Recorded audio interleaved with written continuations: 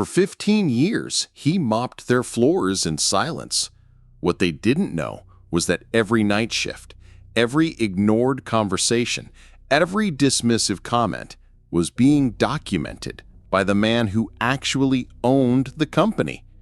They called him Frank, not Mr. Richardson like he deserved, not the founder's name they should have remembered.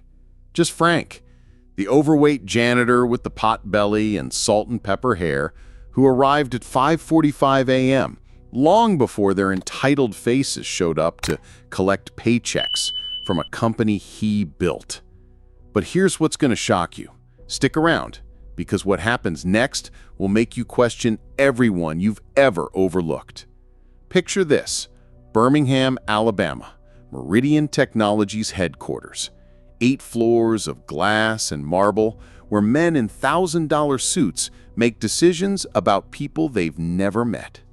And there's Frank Richardson pushing his cart past frosted glass doors, his gray uniform stretched tight across his middle, work boots worn down from walking those same hallways thousands of times. His salt and pepper beard is always neatly trimmed, but his hands, those hands tell a different story. Scarred knuckles, calloused palms, the hands of a man who built something from nothing. He keeps a rag tucked in his back pocket, maintains that steady rhythm in his step, the walk of someone who's been invisible for so long he's perfected the art of being unseen. But here's what those executives didn't realize, and this is crucial. Invisible doesn't mean powerless. Every morning, Frank would arrive in darkness. The building would be silent except for the hum of fluorescent lights and the distant rumble of highway traffic. He'd unlock his supply closet, his stomach pressing against the metal door as he reached for his cleaning supplies, and begin his rounds.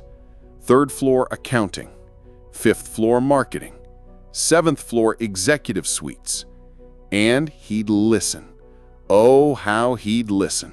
You see, when you're the fat guy with the mop, people talk around you like you're furniture. They share secrets, mock employees, discuss layoffs, plan their next bonus while cutting everyone else's benefits. They make jokes about losers who peaked in high school and people who never amounted to anything. Douglas Whitmore, senior VP with his expensive cologne and condescending smile, once said to his assistant while Frank was emptying the trash, "Look at that guy. Bet he's been doing the same job for decades. No ambition, no drive. That's what happens when you give up on yourself." Frank kept cleaning because Frank knew something Douglas didn't. He didn't give up on himself. He gave up on them. But how does an overweight janitor own a multi-million-dollar tech company? Here's where the story gets interesting and heartbreaking. Flashback to 1998, a cramped garage in Mobile, Alabama. Frank Richardson, 30 pounds lighter, but still carrying that distinctive belly, hunched over a computer that belonged in a museum. His wife Sarah sits beside him, pregnant with their first child, sorting through bills they can barely afford to pay. Frank had been laid off from his engineering job in an automotive plant. Downsizing, they called it. Really, it was age discrimination. 45 was too old for a company that wanted fresh blood and lower salaries. But Frank had something they didn't. 15 years of experience in industrial automation and a brain that could solve problems others couldn't even see. He told Sarah we could start small, his hand resting on her growing belly. Industrial consulting, help small manufacturers automate their processes. I know I can do this. Sarah looked at their stack of overdue bills, then at her husband's determined face. She'd seen that look before, when he'd worked double shifts to put himself through engineering school, when he'd stayed up all night fixing their broken-down car with spare parts and determination. "How much do we need to start?" Sarah asked. "Everything," Frank admitted. Sarah's life insurance policy from her father, her savings, the house payment money. Most wives would have said no. Sarah said, "Let's do it." They called it Meridian Technologies. Frank handled the technical side. Sarah managed the books. Their first client was a small bottling plant that needed help with their packaging line. Frank showed up in his only suit, belly straining against the buttons, and walked them through an automation solution that would save them $200,000 a year. By 2001, they had 12 employees and a real office. By 2003, they were pulling in 7 figures. Frank was still hands-on, still got his clothes dirty, still treated every worker like family. Sarah kept the culture tight-knit, knew everyone's kids' names, remembered birthdays. But success attracts vultures. Marcus Webb showed up in 2004. Harvard MBA, slick presentation, promises of scaling to the next level. He convinced Frank that to grow, they needed professional management. Frank was the heart, but Webb would be the brains. Frank was tired. The business was growing faster than he can handle. Sarah was battling cancer, spending more time in hospitals than in the office. The medical bills were crushing them, even with insurance. Webb made an offer. Stay on as technical consultant, keep 30% ownership, let me handle the business side. You focus on what you do best, solving problems. Frank should have said no, but Sarah was dying and he needed time to take care of her. He signed the papers in a hospital waiting room, his hand shaking, not from nervousness, but from exhaustion. Sarah died 6 months later. Frank tried to stay involved, but Webb slowly pushed him out. Board decisions, Webb would say, liability issues, insurance concerns. By 2006, Frank was technically still a 30% owner, but had no access to decisions, no office, no voice. The final betrayal came at Sarah's memorial service. Webb showed up, gave a weak speech about her contributions, then handed Frank a severance package. The board feels it's time for you to pursue other opportunities, Webb said at his wife's funeral.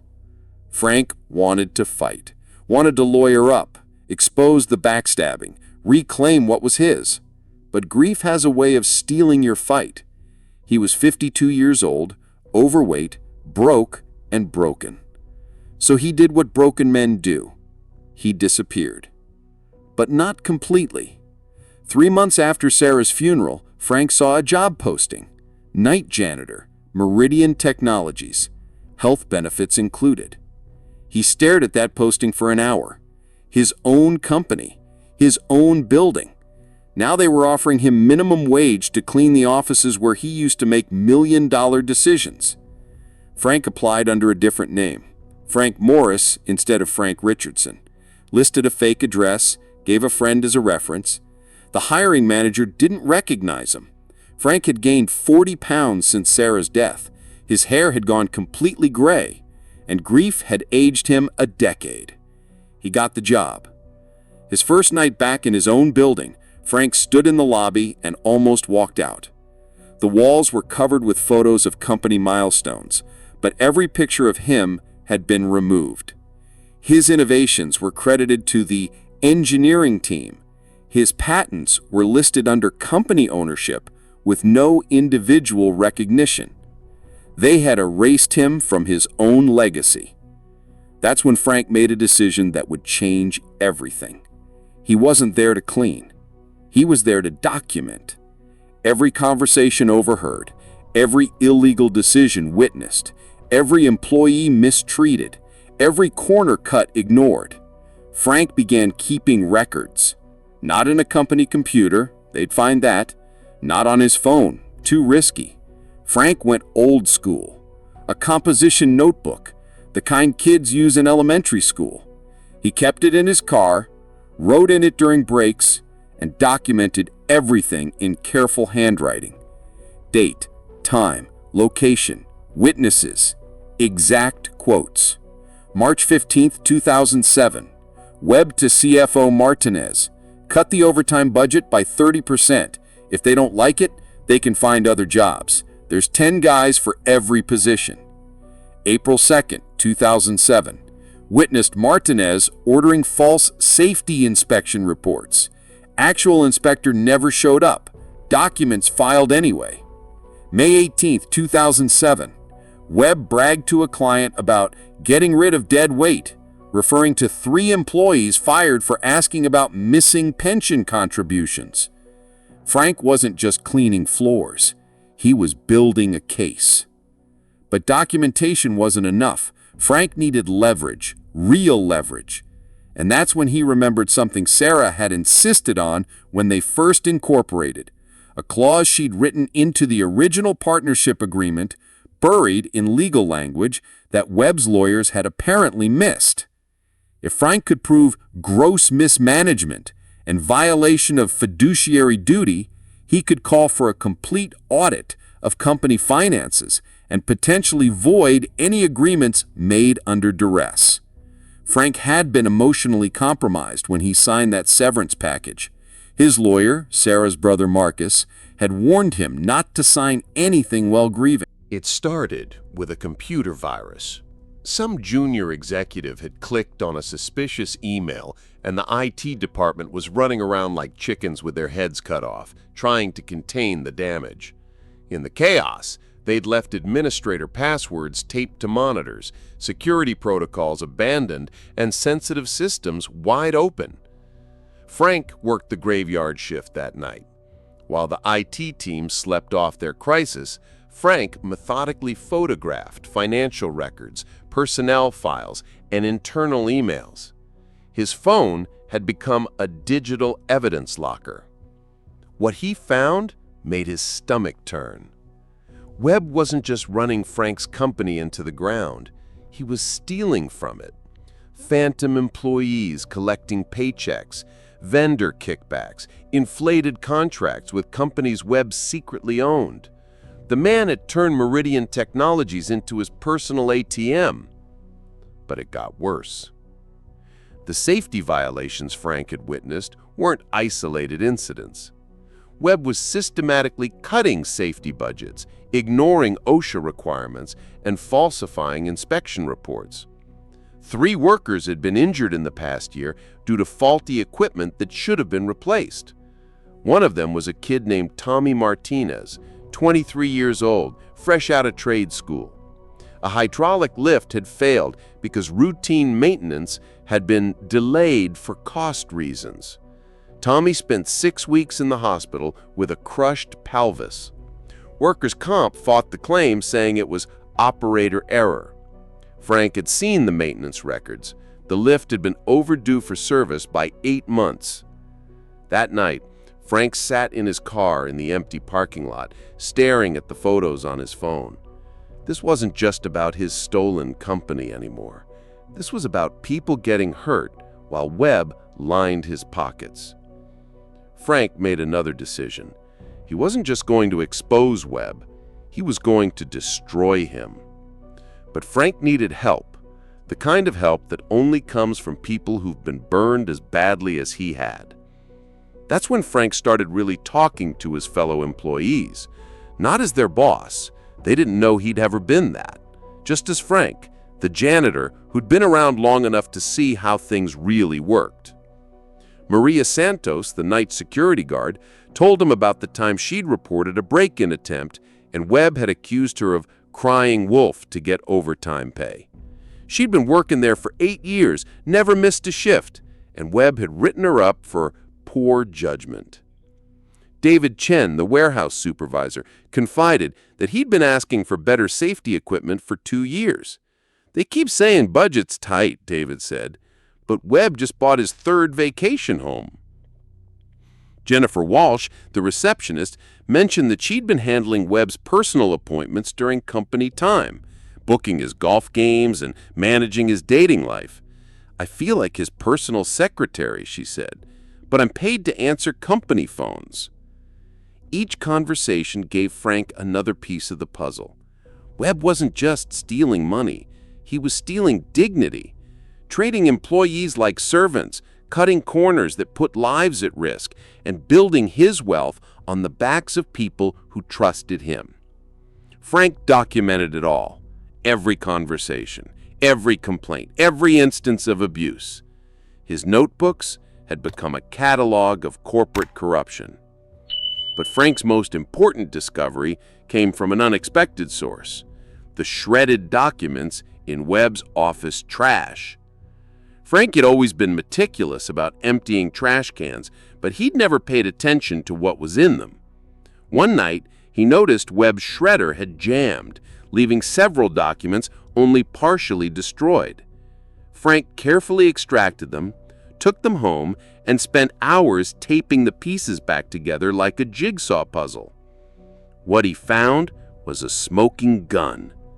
Emails between Webb and his brother-in-law discussing a plan to take Meridian Technologies public and then immediately sell their shares before the SEC could discover the financial irregularities. They were planning to cash out and leave the employees holding the bag when the company collapsed. Frank had seen enough. It was time to act. But first, he needed to make sure Webb never saw him coming. Frank's moment of truth came on a Tuesday morning that started like any other. He'd finished his overnight shift, cleaned the executive bathrooms, emptied the trash cans, and was heading to his car when he heard laughter coming from the break room. Webb was holding court with several managers, telling some story about a business trip to Miami. Frank paused outside the door, pretending to organize his cleaning supplies. "So, I told the waiter, 'Do you know who I am? I own a technology company. I don't wait for tables.'" Webb's voice carried that familiar arrogance. "Guy comped our entire meal. Sometimes you have to remind people about the pecking order." The managers laughed on cue. I recognized the sound, the hollow laughter of people who need their jobs more than their self-respect. Then, Webb's tone shifted. "Speaking of pecking order, I'm making some changes around here. We're cutting the janitorial staff in half. One guy can handle what we're paying two to do. If Frank can't keep up, we'll find someone younger." Frank's hands tightened on his cart handle. They were talking about firing him from his own company. "What about the union?" asked Martinez, the CFO. Webb scoffed. "What union? Frank's not union. None of the night staff are. At-will employment, baby. They work at our will." More laughter. Frank stood there, invisible in the hallway, listening to them plan his termination. After 15 years of taking their abuse, documenting their crimes, and watching them destroy everything he'd built, they were going to fire him for not working fast enough. That's when Frank realized something profound. He was done being invisible. Frank quietly finished his shift, went home, and made a phone call to Marcus Williams, Sarah's brother, and the only lawyer he trusted. "Marcus, it's Frank. I need to see you today." 2 hours later, Frank sat in Marcus's office, spreading out notebooks, photographs, and meticulously organized evidence across a conference table that cost more than most people's cars. Marcus reviewed the materials in silence, occasionally whistling under his breath or shaking his head in disbelief. "Frank," Marcus finally said, This is incredible. Webb isn't just running Frank's company into the ground, he's stealing from it." "I know," Frank replied. "Question is, what can we do about it?" Marcus flipped through the original partnership agreement, the one that Sarah had insisted on all those years ago. "Remember this clause here, the one about gross mismanagement?" Frank nodded. "With this evidence, we can void your severance agreement and restore your full ownership rights. But Frank, if we do this, it's going to be war. Webb won't go quietly." Frank thought about Tommy Martinez in his hospital bed, about Maria Santos being written up for doing her job, about Jennifer Walsh being treated like a personal servant, about all the employees who'd been hurt while Webb got rich. "I'm not looking for quiet," Frank said. "I'm looking for justice." Marcus smiled. "Then let's give it to him." The plan was elegantly simple. Marcus would file for an emergency injunction claiming fraud and breach of fiduciary duty. Frank would continue working his janitorial shifts, gathering any final evidence they might need. When the court date arrived, Frank would walk into that boardroom not as the janitor, but as the majority owner of Meridian Technologies. But Frank wanted to do more than just reclaim his company. He wanted Webb to understand exactly who he'd been underestimating for 15 years. That's when Frank decided to give Webb exactly what he'd asked for, a demonstration of the pecking order. The following Thursday, Frank arrived for his shift at the usual time, 5:45 a.m.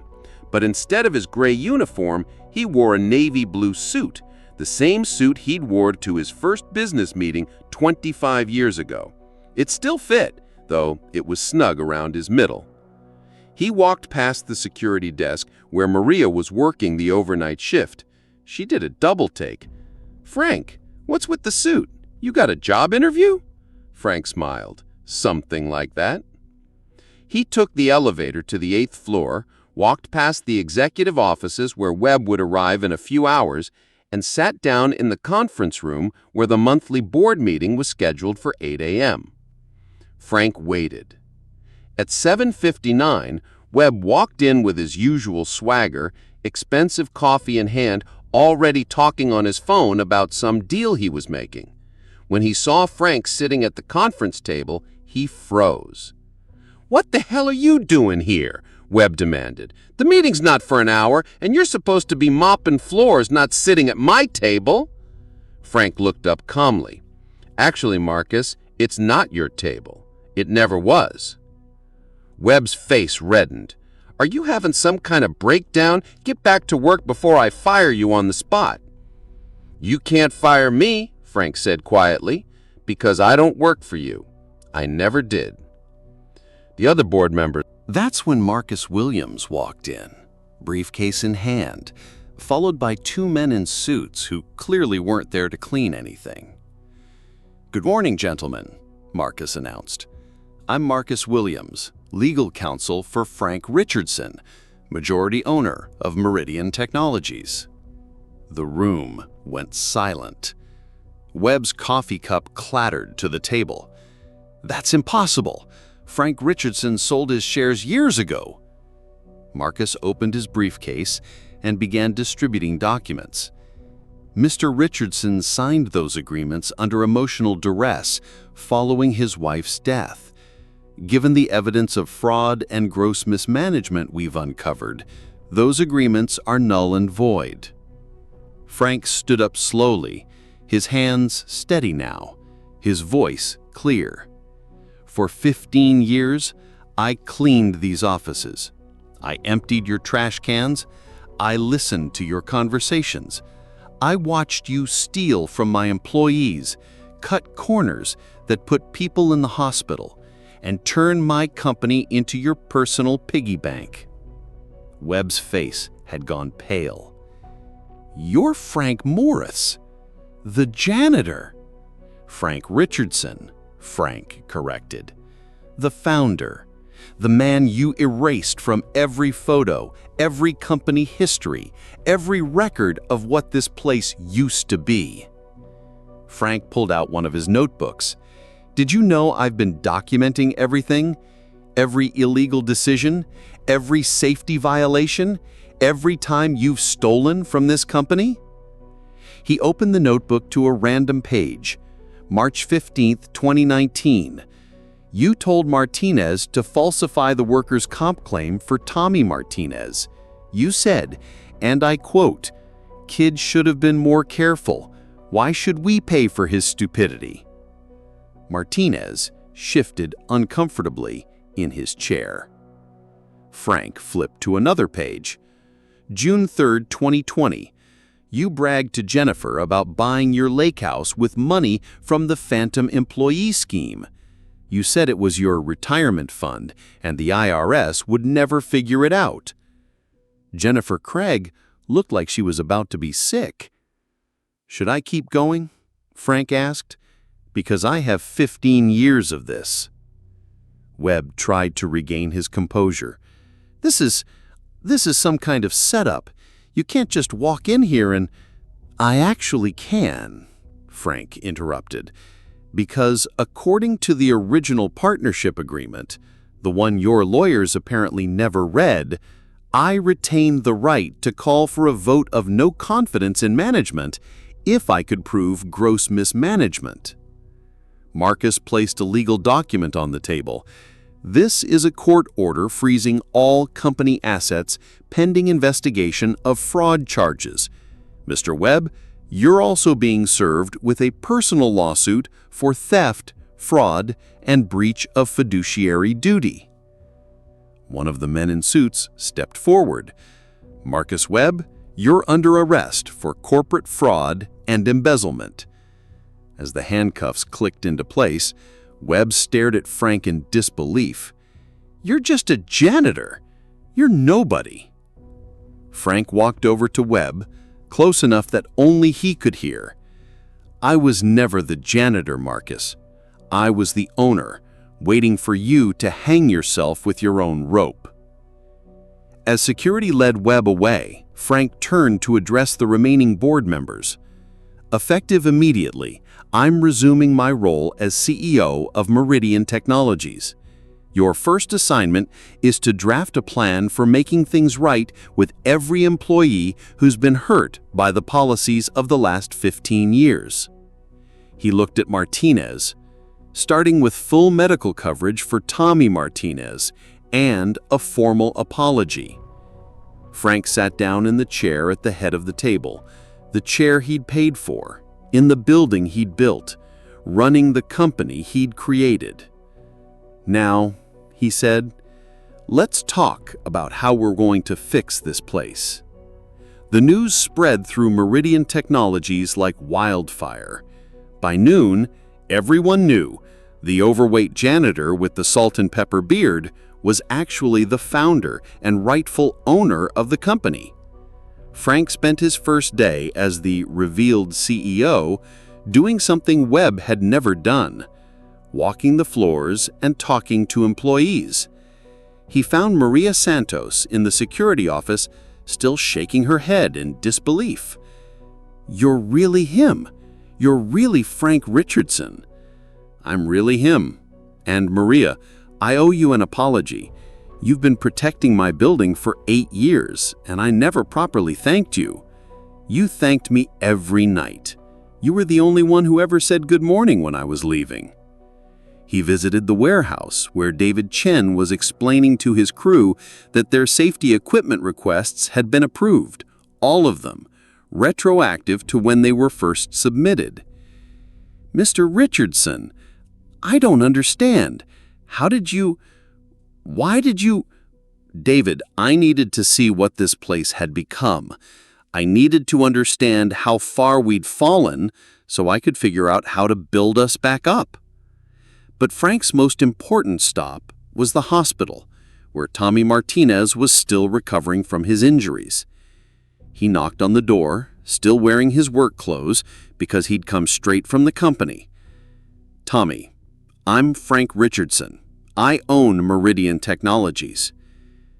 Tommy looked confused.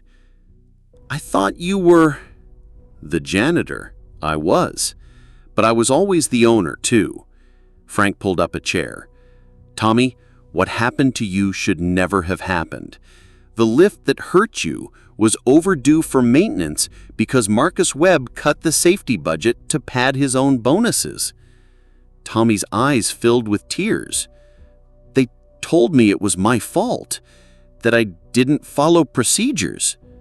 They lied, Frank said firmly, and I'm here to make it right.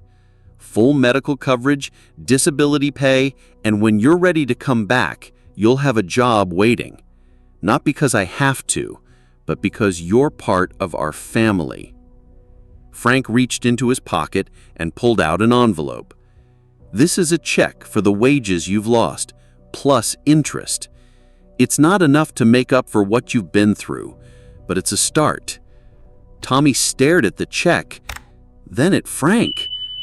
Why are you doing this? Frank thought about Sarah, the company they'd built on the principle that employees weren't just workers, they were partners in something bigger than themselves. Because this is what companies are supposed to do, take care of the people who take care of them. Over the following weeks, Frank began the work of rebuilding not just the company's finances, but its soul. He instituted profit sharing, restored the safety budgets, and created an employee council with real power to address workplace issues. He also kept his janitor's uniform hanging in his office closet. "Why?" Marcus asked during one of their legal meetings. "Because I never want to forget what it feels like to be invisible. The moment I stop seeing the people who make this place run, I become just another Marcus Webb."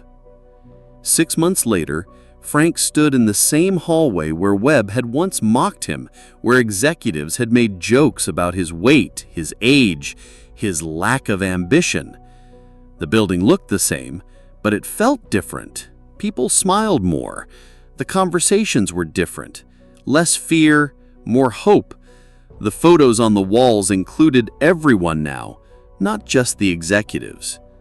Frank had lost 30 pounds, not from stress this time, but from taking walks during lunch with employees, playing in the company softball league, and rediscovering the joy of building something worth being proud of. Maria Santos approached him with a question about the new security protocols. "Mr. Richardson, can I ask you something personal?" "Of course." "Do you ever regret it? The 15 years of cleaning floors when you could have been running the company?" Frank considered the question. "Maria, if I'd fought Webb 15 years ago, I would have won in court, but I wouldn't have won the war. I would have gotten my company back, but I wouldn't have understood what it had become." He gestured toward the bustling office floor.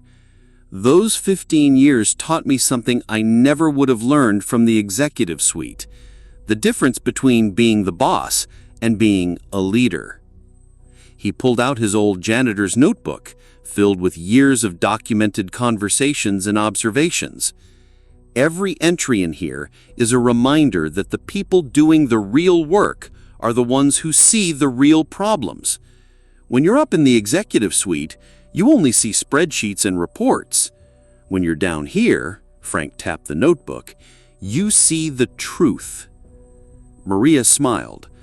"So you're saying every CEO should spend time mopping floors?" "I'm saying every CEO should spend time being invisible, because that's when you learn who you really are and who your people really are." That evening, Frank drove home to a modest house in a middle-class